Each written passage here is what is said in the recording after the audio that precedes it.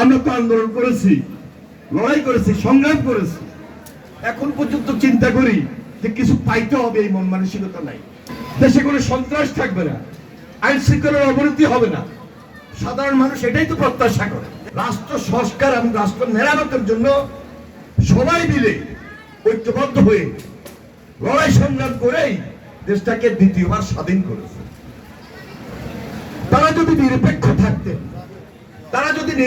থাকতেন, তাহলে আমরা যারা রাজনৈতিক দল করি, আমরা যারা রাজনৈতিক দলের স্বাভাবিক কারণেই তাদের ভালো পরামর্শ থাকতো, আমরা যেটা ভালো করতাম তারা আমাদেরকে বাহবা দিতেন, আমরা যেটা খারাপ করার চিন্তা করতাম তারা আমাদের ভুল ধরিয়ে দিতেন।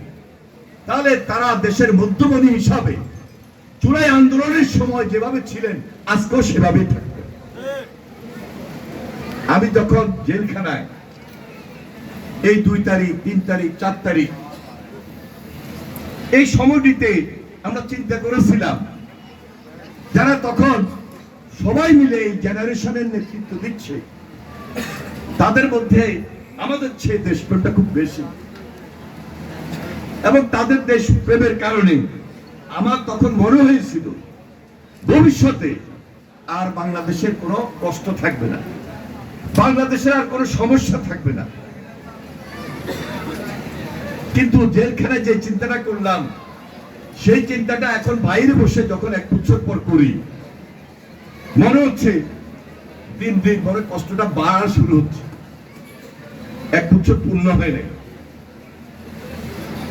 5 তারিখে 1 বছর পূর্ণ হবে। আমরা তো আন্দোলন করেছি, লড়াই করেছি, সংগ্রাম করেছি, এখন পর্যন্ত চিন্তা করি যে কিছু পাইতে হবে এই মন মানসিকতা নাই।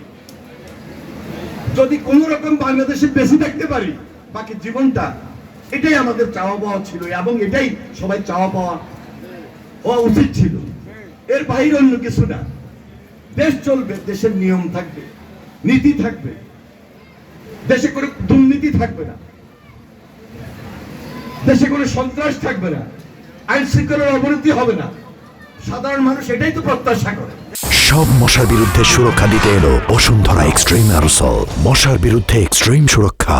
এর বাইরে সাধারণ মানুষ অন্য কিছু চায় না।